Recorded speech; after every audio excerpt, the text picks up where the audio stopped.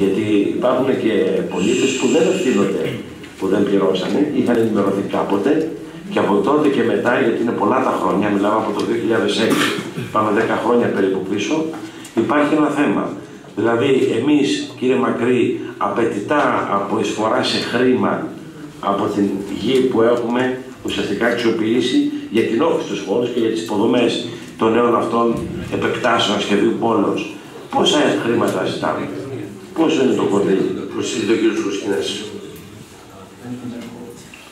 Αυτή την πληροφορία δεν την έχω, απλά είναι στο συνολικό ποσό του ανίστατου. Έχει το συνολικό. Εννοείται όμως και από άλλες πολυδομικές ενότητες και από άλλες επεκτάσεις, γιατί δεν είναι μόνο αυτή η επέκταση. Στα ίδια επίπεδα είναι τα ανίστρακτα με το τέλος του 2014 και στο 2000. Θα σας πω εγώ, Ωραία. Για τους φιλικούς επάνω. Όχι, θα μου πείτε γενικά θέλω το ποσό που απαιτούμε, εγώ ρωτάω, και από άλλες επεκτάσεις, πιο παλιές. Και να μου πείτε κιόλας, κύριε Δήμαρχε, και δεν θα μου απαντήσετε, μήπως έχουν φύγει ποσά που αφορούν μια συγκεκριμένη επέκταση σχεδίου πόλεως και έχουν πάει σε άλλη επέκταση σχεδίου πόλεως? Για τα προηγούμενα χρόνια δεν το γνωρίζω, το ξέρετε άλλωστε αυτό. Ναι, αλλά εδώ δεν συζητάμε. Αυτό που γνωρίζω όμως είναι τι έχει γίνει τα τελευταία 2-3 χρόνια. Τα τελευταία 2 χρόνια σας το εγγυώμαι εγώ ότι δεν έχει γίνει. Αλλά όμως εγώ θα το μάθω αυτό. Γιατί εδώ είναι εκατομμύρια τα ευρώ και δεν μπορεί να πληρώνει ο Χ Δημότης που κάνει επέκταση και του παίρνουμε και το οικόπεδο και του παίρνουμε το αλλάζουμε. Περιουσία, δεν ξέρω γιατί δεν το πούμε. Μικρόφωνο, κύριε Γιώργο. Το αλλάζουμε και το περιουσιακό. Μικρόφωνο, κύριε Γιώργο. Και μετά παίρνουμε τα χρήματά του και πηγαίνουμε. Νίκο, περίμενε. Έλεγα ότι δεν μπορεί να πληρώνει ένας δημότης μας και νομίζω ότι κανείς δεν διαφωνεί σε αυτό.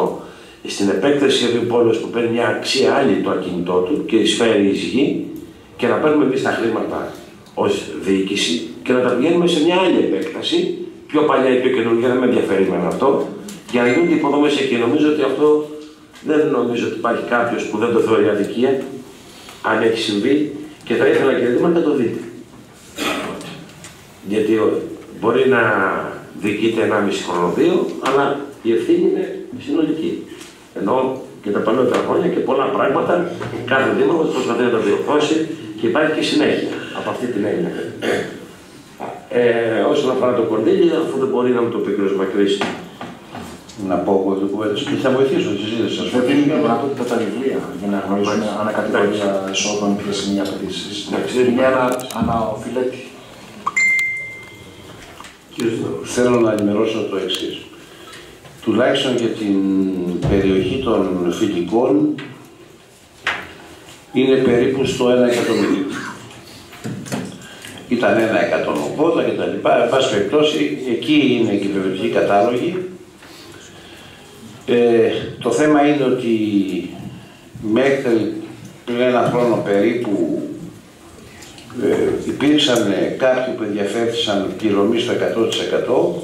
Προσπαθήσαμε το σύνολο των οφειλετών να τους βάλουμε σε ρύθμιση. Έχουν μπει δηλαδή το πολύ ψηλό ποσοστό σε ρύθμιση. Αυτή τη στιγμή δεν είναι στον αέρα. Υπάρχουν κάποιοι που δεν έχουν έρθει καθόλου. Ναι, το θέμα όμως είναι το εξής. Δεν είναι θέμα του Δήμου να αφαιρέσει προς αυξήσει ή όχι.